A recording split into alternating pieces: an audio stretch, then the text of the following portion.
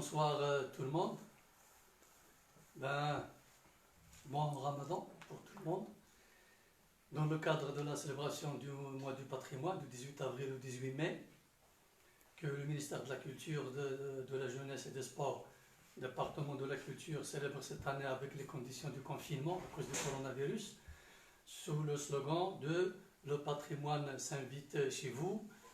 Nous avons donc commencé dès le 18 avril et nous continuons jusqu'à même après le 18 mai pour offrir au public, aux citoyens du monde, une matière concernant l'histoire et surtout le patrimoine marocain ou maroco-étranger, un patrimoine commun, pour que les gens aient au moins une occasion donc, de connaître un peu le patrimoine tout en restant chez eux et pour diversifier je ne dirais pas leur passe-temps, mais de quoi s'enrichir durant ce confinement qui nous a été tous imposé. Nous avons essayé dès le début de communiquer avec les Marocains, les résidents étrangers au Maroc et les citoyens du monde à travers différentes langues. Nous avons déjà fait des vidéoconférences en arabe, en portugais, et donc aujourd'hui, on le fait en français. Pour nos amis français, résidant au Maroc, francophones d'une manière générale, de tous les pays qui parlent le français et qui sont résidents au Maroc pour une raison ou une autre. Pour tous les francophones partout dans le monde, il y a des centaines de millions quand même de personnes dans le monde qui parlent le français. Et soyez tous les bienvenus et je dédie aussi cette conférence à nos résidents étrangers qui vivent au Maroc d'une manière générale, mais ceux qui vivent à El Jadida par convivialité ou, je dirais, par complicité territoriale.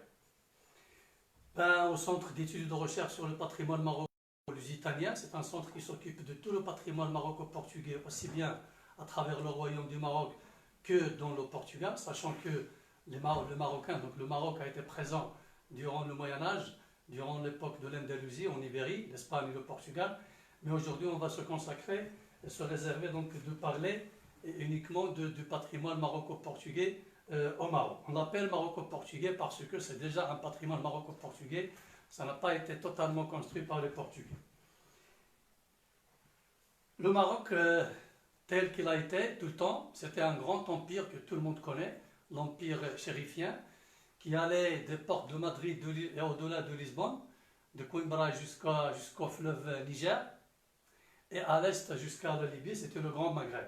C'est ce que vous voyez sur la carte ici, sur les cartes, ce Maroc qui va se rétrécir à travers les âges, et surtout avec l'époque de l'impérialisme du 19e, 20e siècle, et qui va devenir le Maroc qu'il est aujourd'hui. Alors, la présence portugaise au Maroc a commencé le mois d'août en 1415. Pour la première fois que les Portugais sont sortis de chez eux, c'était pour la première fois qu'ils ont occupé quelque chose sur la planète Terre, au-delà de ce qu'ils appellent la patria mãe, c'est-à-dire la mère patrie, le Portugal, le petit pays là. Donc, ils vont occuper Ceuta, le 21 août 1415, donc, après une guerre acharnée et une lutte acharnée, et une résistance farouche de la part des Marocains. Et donc ils vont occuper Ceuta. Ils vont occuper Ceuta, puis après ils vont partir sur la Méditerranée, sur l'Atlantique, et occuper plusieurs villes marocaines déjà existantes. Alors le 21 août 1415, ils attaquent le Ceuta, il faut le dire sous l'égide du pape de Rome. C'était déjà donc la présence du côté religieux notée à cette époque-là, aussi bien chez les Portugais que chez les Marocains, qui vont proclamer le djihad. Et donc là, vous avez une carte qui illustre cette présence portugaise au Maroc, de Ceuta, Sarsrer, Tanger, Assila, Zemmour, El Jadida, Asfi, Aguz, Mogador, Santa Cruz, jusqu'à Cap Bujador. Lorsque les Portugais ont occupé Ceuta, vous voyez là, sur cette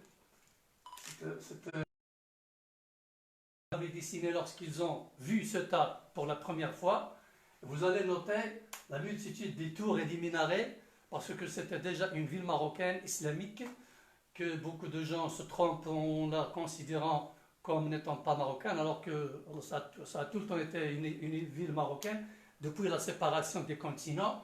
Et donc là, vous avez les restes, des vestiges, donc de ce qui reste du patrimoine médiéval marocain.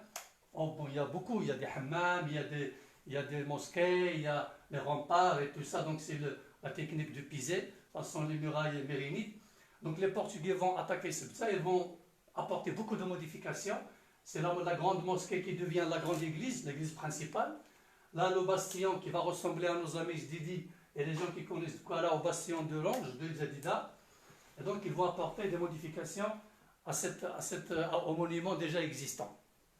Alors après 1415, les Portugais n'allaient pas occuper une autre ville au Maroc, mais ils vont d'abord partir sur le cap Bouche-d'Or, dans le Sahara marocain, parce qu'il y avait un problème de courant marin et de vents marins, donc qui bloquaient la navigation. Et les Portugais ayant profité des cartes maritimes, des cartographies arabes et des cartographies italiennes, etc., ils sont allés à Bouche-d'Or, dans le Sahara marocain, pour trouver une solution à ce problème nautique et de navigation.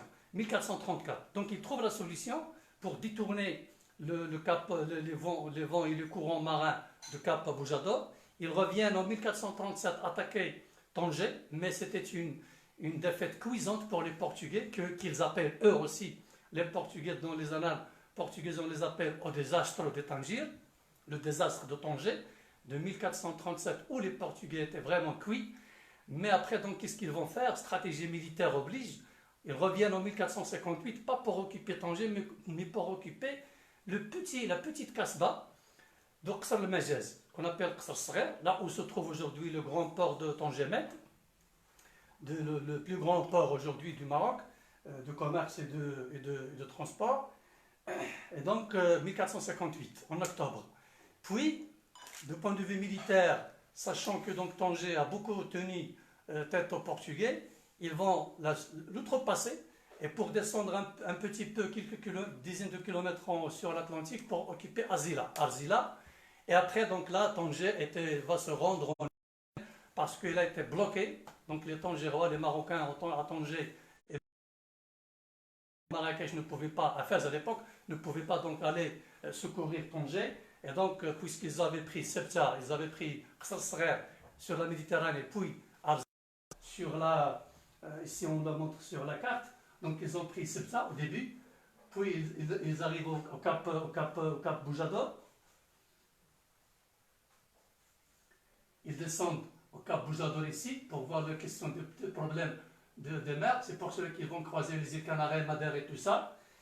Et donc ils vont revenir occuper, comme j'ai dit, Qasr el-Saghir. Ils occupent Arzila en 1471. Et après, donc, Tanger ici, il était vraiment encerclé, comme ça, et ne pouvait pas se défendre. Et donc, il a été prisonnier une semaine en 1471. Donc après, donc voilà le Qasr el-Saghir, les monuments de Qasr el-Saghir. Aussi, c'est un Qasr el-Majaz, d'où les Almoravides, les Almohades traversaient pour aller en Andalousie, pour leur conquête et pour aller aussi construire. Donc là, la tour de Port de la Mer, les vestiges de la mosquée, du hammam médiéval et tout. Donc là, c'est la Kasbah portugaise. Là, la Korra, ça, ce que les Portugais allaient ajouter à cette place. Donc là, Arzila, qu'ils ont occupé en 1471, ils vont prendre les remparts déjà existants, qu'ils vont essayer de modifier, apporter quelques modifications aux remparts et surtout aux bastions et borges existants. Et ça a été une règle dans toutes les médinas marocaines occupées par les Portugais. Mais sinon, donc, de temps en temps, ils construisent quelque chose de nouveau. Ici, à Arzila, ils ont construit le Borj al-Qamra, le donjon d'Arzila. À Tanger, malheureusement, on n'a pas beaucoup de vestiges. C'est difficile de les déceler à travers l'histoire mouvementée et toutes les vicissitudes de l'histoire qu'a connue la ville de Tanger, qui va devenir plus tard une ville mondiale. Et donc, malheureusement, il y a quelques vestiges qui restent de ça, c'est pas portugais, mais là, c'est portugais aussi. Ça, c'est portugais quand même. Alors, là, nous avons la Santa Cruz, le Cap de Guir, là où ils vont atterrir en 1497, mais ils ne vont construire qu'en 1505, le Santa Cruz de Cap de Guir, et que le roi Emmanuel va officiellement se proclamer en 1513, parce qu'entre parenthèses, il faut dire que dès le début, les Portugais étaient opposés aux Castillans, parce que le royaume d'Espagne n'était pas encore unifié, n'était pas encore constitué. Ça va se faire en 1516, la proclamation du premier roi en Espagne, l'unification des taïfas et de tous les émirats d'Espagne, les royautés. Et donc, les Portugais étaient en conflit avec la Castille, Castella, et ils avaient tout le temps l'obligation d'aller se rendre au Vatican pour se départager. Et donc, c'est le pape de Rome qui faisait le partage entre le royaume de Portugal et la Castille, le royaume de Castille, pour les zones, les régions conquises ou à conquérir. Et donc, il y avait beaucoup de traités qui ont été signés entre le Portugal et la Castille. Il y a 4 ou 5 traités. On va signaler le traité d'Alcasova, de Toledo, d'Alcobaça et le dernier, c'est de 1509, celui de Sintra. Et donc, malheureusement, on n'a pas beaucoup de choses aussi sur le Santa Cruz de Cap de Guil, c'est Agadir, mais sinon, peut-être là, c'est ce fortin, on dit le fortin portugais, ici, que vous pouvez voir, mais sinon, là, c'est le Saadien qui vont libérer Agadir plus tard. Là, c'est le Castelo Real de Mogador, dont il ne reste presque rien. En 1506, ils vont l'occuper avec Diogo de Azambuja. Mais ils n'ont pas resté longtemps. C'est la plus courte durée qu'ils sont restés au Maroc dans une ville, c'était à Mogador, Essaouira. C'est à peu près 10 ans, 1506, 1510 ou 16. Ils ont quitté après la prise de Safi en 1508. Donc, on n'a pas de vestiges. On peut trouver des vestiges si on fait des fouilles archéologiques du côté sur la côte de Essaouira et du côté de Skala. Il y a une problématique sur les monuments de Essaouira avec la Skala que vous voyez avec les échauguettes que des gens prennent pour des monuments portugais alors que ce sont le résultat des directives royales du sultan Sidi Mohamed Ben Abdallah qui avait construit l'Essaouira, la nouvelle. L'architecte français, Théodore Cornu, et lui avait recommandé de faire une certaine synthèse entre l'architecture marocaine et et ça a donné avec l'avènement de l'arme à feu et la construction militaire, les scalas, les borges et les échauguettes, là où se tenaient les soldats. Et aussi sur la grande île de la petite île, on peut trouver peut-être des vestiges, parce que déjà c'est la prison du 19e siècle, avec la mosquée, ils ont un peu caché ou camouflé les vestiges portugais. En bas ici, c'est Agouze, c'est Soueria Qdima, c'est pas Souera, mais Soueria, c'est au sud de Safi, à 30 km. C'est Agouze, qui était déjà un ribat, c'était le port de Marrakech à l'époque médiévale. Lorsque les Portugais venaient l'occuper, c'était la même époque avec l'occupation de Essaouira. Ils vont construire de l'autre côté un nouveau château. C'est cette petite casbah qui est aujourd'hui avec les petites feluques de pêcheurs. Alors en 1508, ils vont occuper Safi.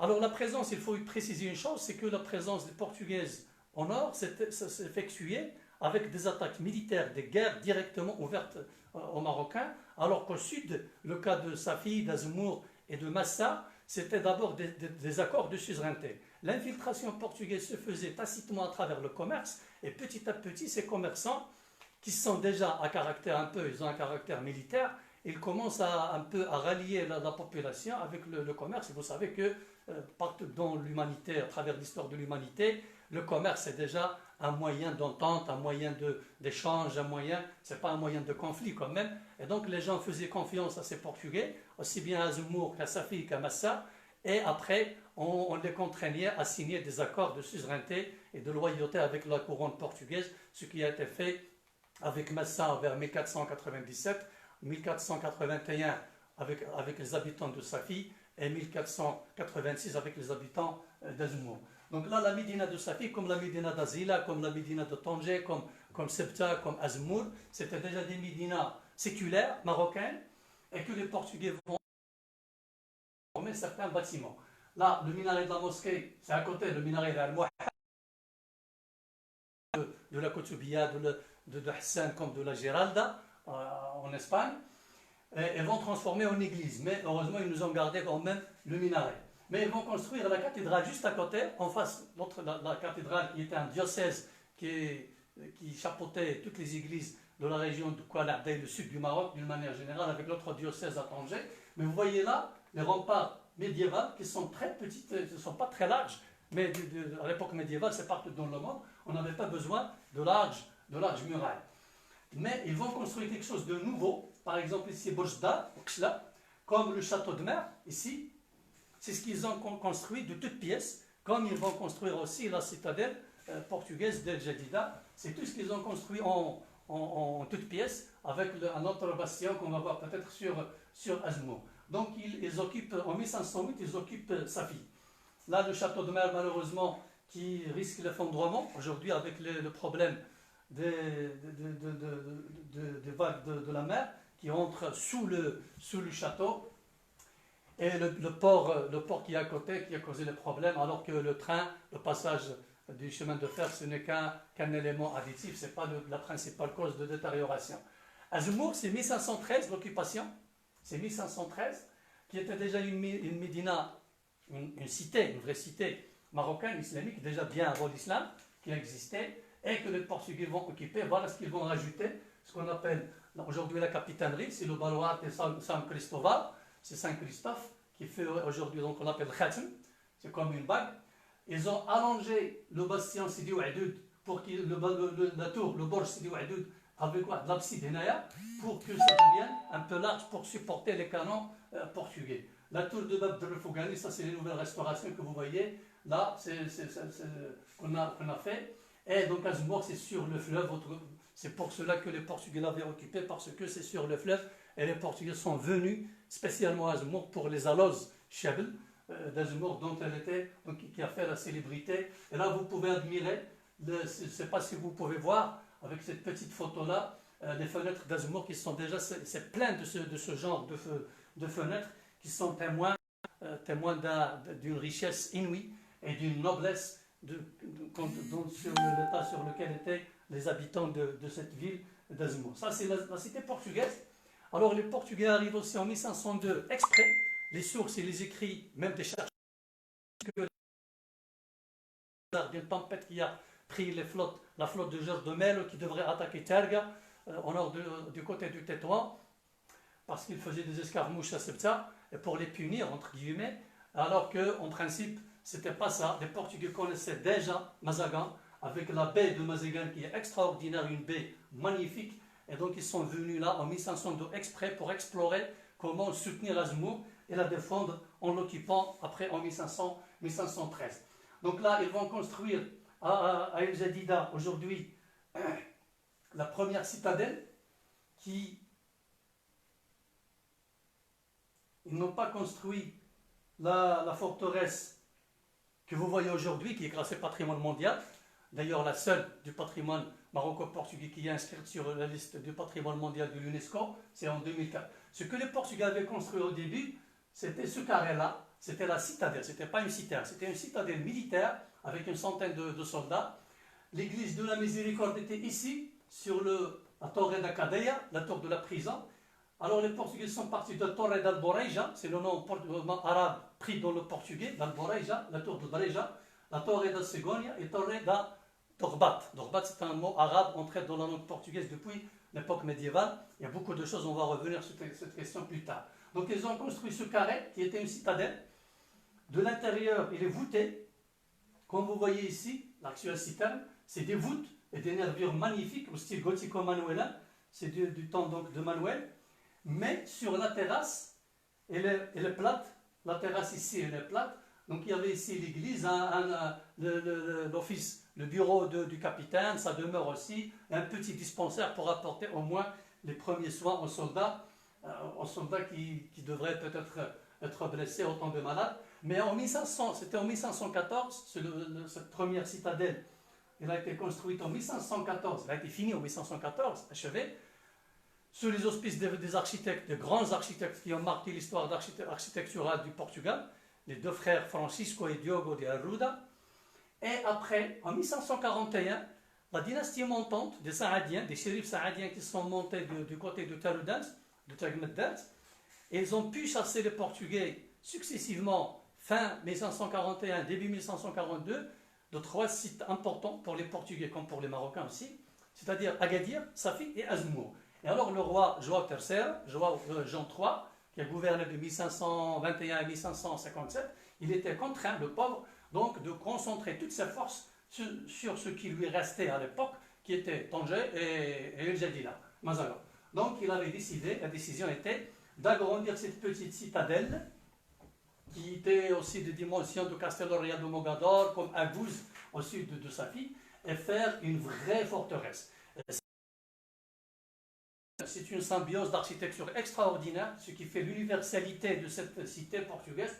Le plan, pour la première fois, on va appliquer en Afrique le plan de l'architecture militaire italienne, et le roi du Portugal avait fait appel au grand maître ingénieur architecte Benedetto de Ravenna, c'est lui qui a élaboré les plans de cette forteresse sur le style italien. Vous allez remarquer ici que les murailles ne sont plus rectilignes, droites, mais ils ont un infléchissement vers l'intérieur. Et comme ça, les canons qui sont là, ils peuvent croiser les tirs sur les Marocains, les assaillants qui venaient tout le temps attaquer cette forteresse pour la libérer. Avec de massifs bastions, à lui seul, c'est une forteresse, c'est un fort, c'est une citadelle. Chaque bastion avec 400 mètres carrés, 500 mètres carrés, 200 mètres carrés, avec des casemates, des couloirs.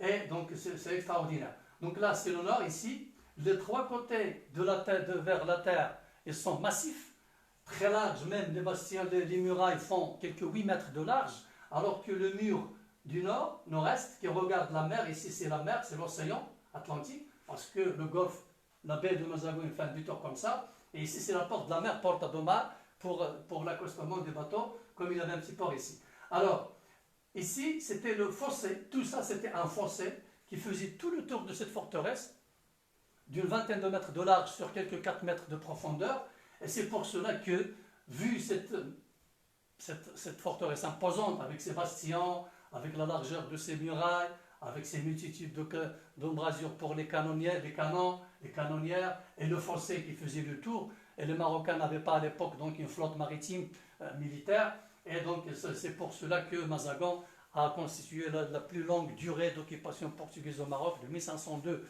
jusqu'à 1769, ça fait quand même 267 ans d'occupation, alors qu'Essaouira c'était même pas 10 ans, à Azmour c'était 28 ans, etc.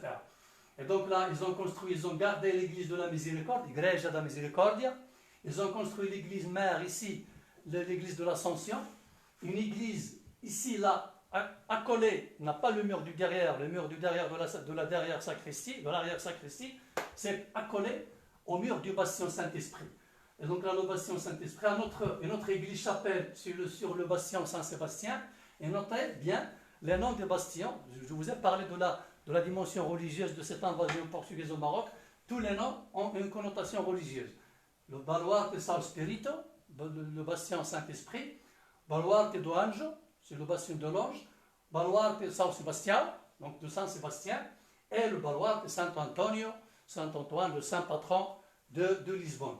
Ici, c'était le pont-levis, devant le fossé, c'était le pont-levis qui dominait le cinquième bastion, baluarte du Governador, le bastion du gouverneur, là où les soldats se tenaient pour garder la porte d'entrée, comme dans toutes les forteresses militaires. En plus de ça, donc il y avait une seule porte d'entrée ici, au pont-levis, comme je t'ai élevé au besoin, Porta das Bois, la porte des bœufs, pour faire sortir le bétail, parce que les Portugais ne vivaient pas tout le temps en guerre avec les Marocains, ils pouvaient sortir pour paître, pour cultiver les champs et tout ça. Et là, il y avait la porte de la trahison. Certains se trompent en croyant que la porte de la trahison se trouve ici, mais la porte de la trahison se trouve de ce côté-là. Et donc voilà ce que ça a donné, l'infléchissement, la porte principale avec l'inscription de Luís de Loureiro, c'est lui qui était gouverneur pour diriger, c'est un grand gouverneur qui a marqué l'histoire de l'Empire portugais, pour diriger les travaux. Avec donc le plan a été fait par un Italien, mais l'exécution des travaux c'était des architectes portugais et la main-d'œuvre portugaise. Pour les matériaux, on va revenir dans une autre conférence. Les matériaux, on dit tout le temps que tout a été apporté du Portugal, aux portées du Portugal, mais ce n'est pas tout à fait vrai, ce n'est pas tout à fait faux. Il y a des matériaux qui sont venus du Portugal, mais d'autres matériaux, ils ont été pris ici, au Maroc. Donc là, l'infléchissement, le reste de ce fossé, c'est tout ce qui reste du fossé. Là, il y a un chantier naval pour la repasser un bateau. Là, la porte de la mer, le front principal, vous voyez la largeur des murailles, ça donne une image sur cette grandeur. Là, le bastion de l'Ange, Donc il y a d'autres petites forteresses, des forts portugais dont on ne parle pas beaucoup. Nous avons ici Benmirao, c'est du côté d'Agadir, qui a une grande importance dans la présence portugaise dans le Sus, mais qui n'a pas servi aux Portugais lorsque les Saadiens sont venus d'Agadir Oufla, d'en haut, et pour attaquer les Portugais, donc ils ont pu chasser en 1541. Le Borgenado, en faisant la côtière entre El Jadida et Safi, avant d'arriver donc à Safi, vous avez sur votre droite son fameux Borj qui contrôlait d'une manière magnifique, du point de vue militaire, la ville de Safi et cette baie. Là, vous avez des vestiges d'un site dont on commence à parler. Nous, on en a parlé déjà en 1992. C'est le site de Rebat Mujahideen, c'est du côté de péage sur l'autoroute Casablanca-El Jadida, en entrant du côté nord. La première entrée à El Jadida, c'est sur votre droite exactement, après le parking. Il y a les vestiges sur Rebat Mujahideen, là où donc, il y a le sultan saadien déjà Moulay Abdallah, qu'il ne faut pas confondre avec Sidi Mohamed Abdallah.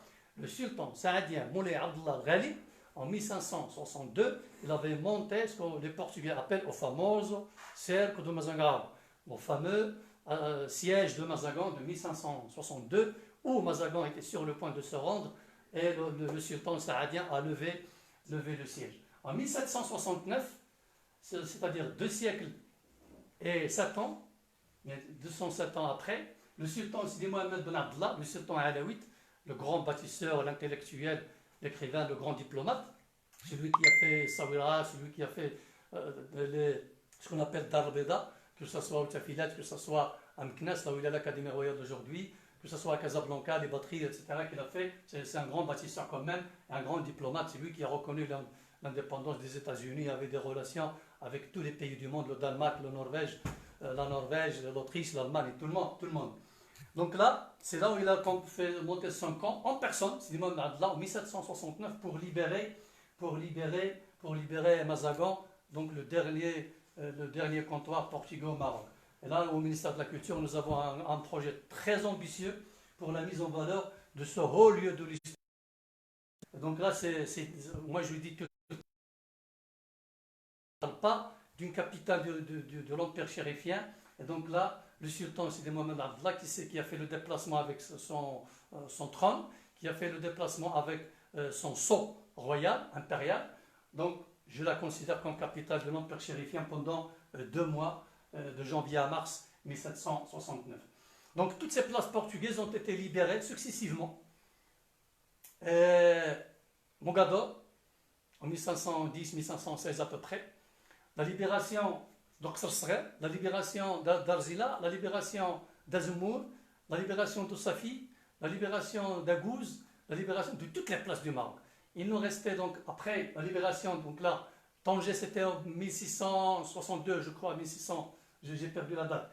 Il a été donné en dot dans le mariage d'une princesse portugaise avec un prince anglais, mais qui va libérer Moulay Ismail, le grand, fameux Moulay Ismail, avec qui, entre parenthèses, avec Louis XIV, qu'il avait une amitié orageuse, comme dit Younes Nkrouf.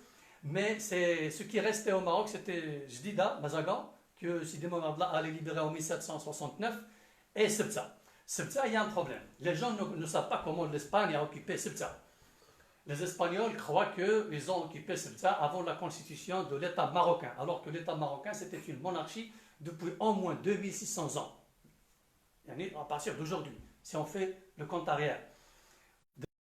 Du temps des royaumes berbères, du temps même avant les Carthaginois, du temps des Carthaginois, du temps des Romains, lorsque les Romains sont venus occuper le Maroc en 40 après Jésus-Christ, le Maroc était déjà un royaume berbère au Maroc, un royaume amazien.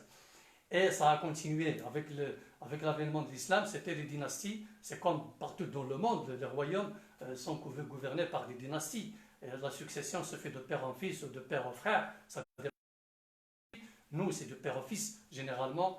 À travers l'histoire du Maroc, c'était rarement le père avec son frère ou son cousin, mais généralement, c'est du père au fils, comme c'est le cas.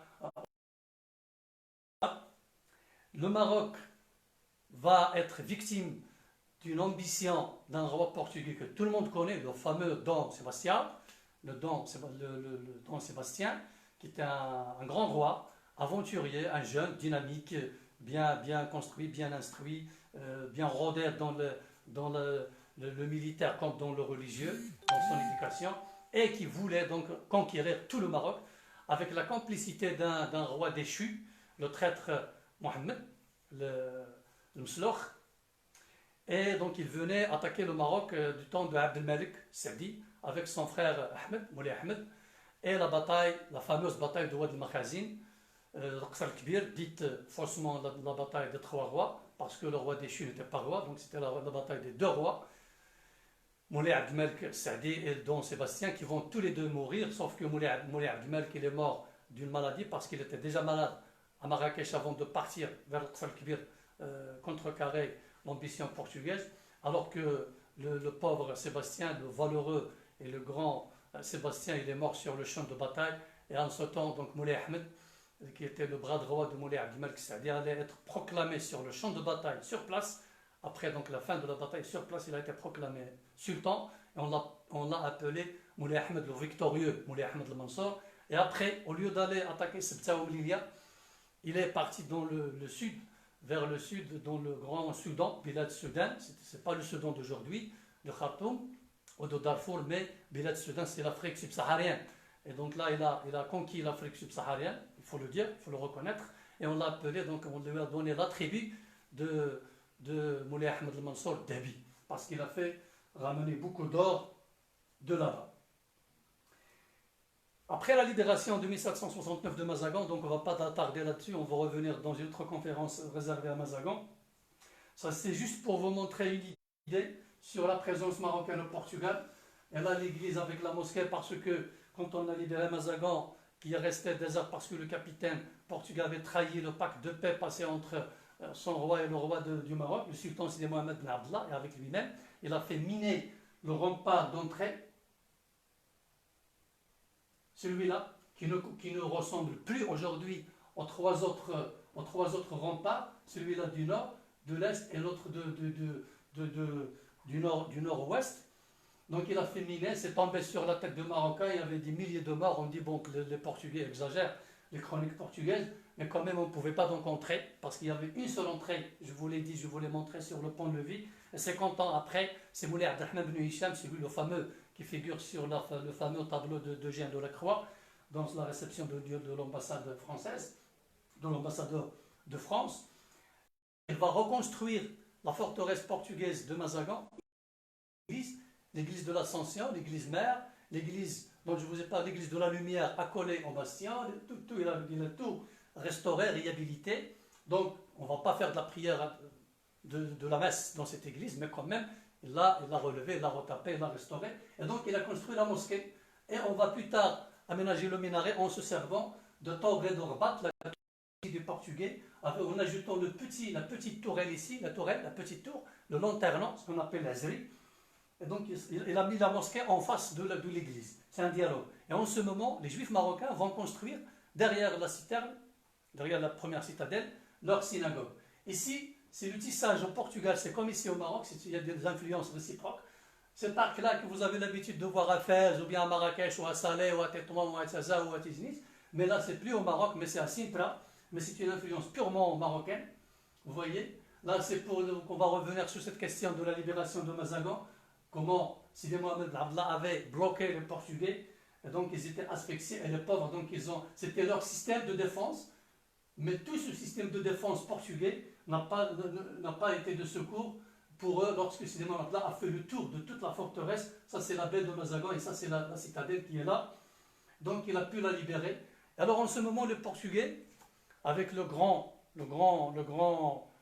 monsieur Marquis de Pombal, qui était le premier ministre de l'époque, avec le roi Joseph, il avait décidé, il avait conseillé à son roi que ces Portugais ne doivent plus vivre au Portugal, il faut les porter ailleurs. Parce que vous ne pouvez pas imaginer quelle était la place de Mazagan et de la présence portugaise au Maroc dans l'âme des Portugais. Alors les Portugais, pourquoi le Marquis de Pombal avait conseillé à son roi de déporter ces Portugais mazaganais marocains, ces mazaganistas portugaises de Kuala, des Marocos, pour les chasser du Portugal. Pourquoi? Parce que les Mazaganais portugais de Kuala, d'El Jadida, blâmaient les Portugais de la métropole pour ne pas pouvoir au moment du début du siège, ou bien avant le siège, avec le système de renseignement qui était efficace à l'époque comme aujourd'hui aussi. Les Portugais de la métropole, de Lisbonne, de Coimbra, qui sont bien chez eux, à Porto, à Faro eux-mêmes, ils ont jugé que ces Portugais de Mazagan, ils sont des faibles, sont des feignants, ils n'ont pas pu défendre l'honneur des Portugais. Et donc ça allait créer dans la société portugaise, pour se servir aussi de sa flotte qu'il détenait avec son frère, de déporter ces Portugais ailleurs, quelque part. Et donc ils ont choisi le Brésil, ici, sur l'Amazon. Vous avez ici Mazagao. Donc ils ont pris ces Portugais après 6 mois de cantonnement, de confinement, comme nous aujourd'hui. Ils étaient confinés sur le quartier de Belém, sur le Tejo, à Lisboa. Et après, donc, ils ont pris, c'est la ville qui a été déportée. Comme dit notre ami Vidal, c'est la ville qui a traversé l'Atlantique. Donc c'est toute une ville qui va traverser l'Atlantique. Donc de Mazagon du Maroc, El Jadida, au Brésil. Et ils ont construit la Villa Nova de Mazaga. Donc ils ont pris par nostalgie, par amour à cette Mazagon marocaine, du Douala, ils ont donné le même nom à Mazaga, Villa Nova de Mazaga, au Brésil. Là, autre chose, mais on va revenir sur cette question-là, c'est du moment, au temps de l'occupation portugaise, mais avant, les Portugais, aujourd'hui, de Mazagan, les Brésiliens, ce n'est pas des Portugais, les Brésiliens portugais du Brésil sont des Brésiliens portugais du Brésil, mais qui sont aussi marocains. Il y a beaucoup de Marocains à travers les mariages qui se sont tissés entre les Portugais et les Marocains.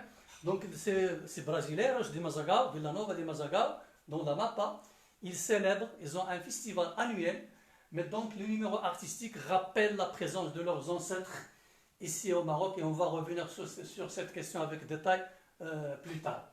Là, c'est des images on va revenir sur cette question dans une autre conférence. Là, c'est pour parler d'un autre sujet sur lequel on va revenir aussi dans une autre conférence, c'est le fameux Estebanico. Ce Mustapha Dazmour, ce jeune qui avait à peine la vingtaine, en 1521, avec la famine qui avait frappé les Douala, mais surtout les Douala, jusqu'à Tsansif, yani Azmour, Jdida, Asfi, et certainement il a été kidnappé. Il a été vendu sur le marché espagnol, pris par le monsieur, entre guillemets, le noble Dorantes. Et là, il va partir dans une expédition de découverte dans la Nouvelle-Amérique, le Nouveau Monde.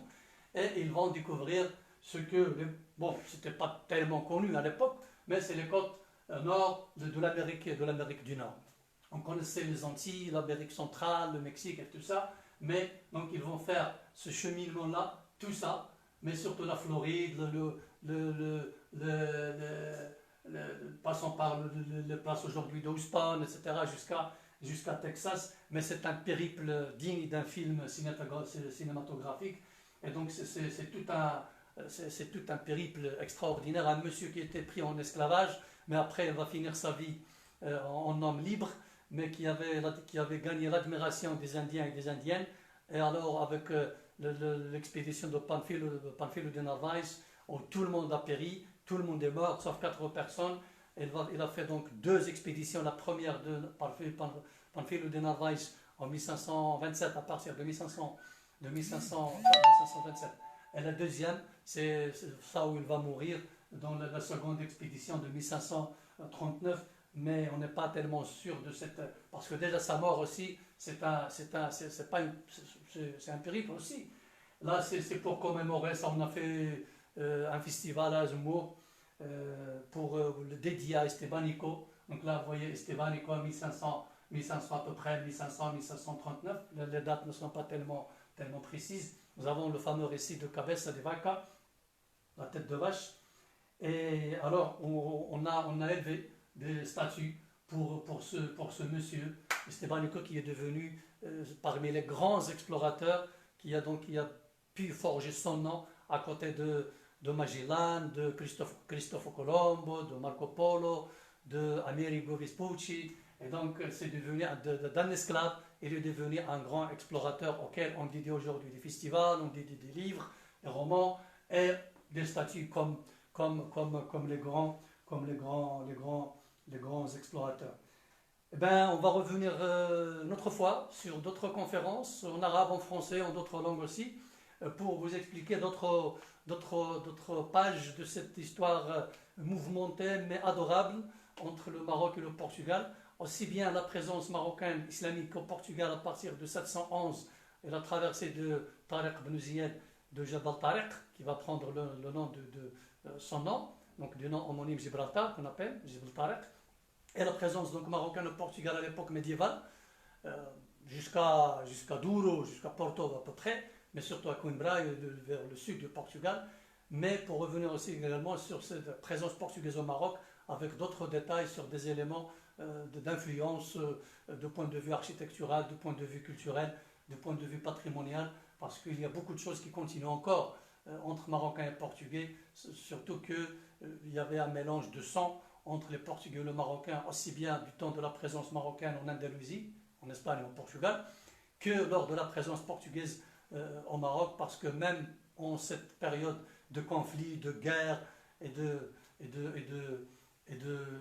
conflits et de guerre, il y avait quand même des amours qui se sont tissés, il y avait des mariages, comme il y avait des mariages et de l'esclavage. Donc de l'esclavagisme et de mariage, c'est toute une histoire combinée entre Marocains et Portugais. Nous portons, nous les Marocains, comme nos amis portugais, beaucoup d'influences réciproques dans notre culture. C'est une culture partagée, c'est un patrimoine partagé. Et d'ailleurs, cette culture, on la partage avec d'autres peuples, que ce soit avec des pays du subsahariens, que ce soit avec nos amis italiens de l'époque de Maroc, que ce soit avec nos amis espagnols ou bien nos amis français. Et ils ont fait quand même un passage. Je vous remercie de votre attention. J'espère que la connexion n'a pas été moche et que donc vous avez pu nous écouter aisément et que cette soirée vous a plu. Donc pour bien savourer ce pan, PAM, ce pan de l'histoire et du patrimoine du Maroc, en attendant de revenir sur d'autres questions. Nous, on est tenus de rester dans notre spécialité du Centre d'études et de recherche sur le patrimoine maroco-lusitanien, donc de ne parler que du patrimoine maroco-portugais. Il y a d'autres collègues de notre ministère de la Culture, ici à Jdida comme ailleurs, pour vous parler d'autres aspects de la culture et du patrimoine marocain. Et donc tous les citoyens marocains, étrangers au Maroc et les citoyens du monde sont au rendez-vous avec les services compétents du ministère de la Culture dans tous les domaines de la culture pour parler durant le mois du patrimoine, comme aussi durant cette période de confinement. Et c'était l'avis de monsieur le ministre, c'est pour donner au public au Maroc et ailleurs un produit culturel fiable par des professionnels, que ce soit dans le domaine des arts que dans le domaine du patrimoine et de l'animation, peut meubler cette période de confinement que le peuple marocain et les résidents étrangers au Maroc suivent scrupuleusement. Et on vous remercie infiniment, que ce soit pour cette conduite de confinement merveilleuse qui était exemplaire à travers le monde entier. Et on vous remercie également d'avoir été à notre écoute. Et on remercie même ceux qui vont nous regarder plus tard, qui n'ont pas eu l'occasion de nous suivre en direct, mais qui auront l'occasion de consulter cette vidéoconférence plus tard, quelque part à tête reposée. Je vous remercie et à bientôt. Au revoir.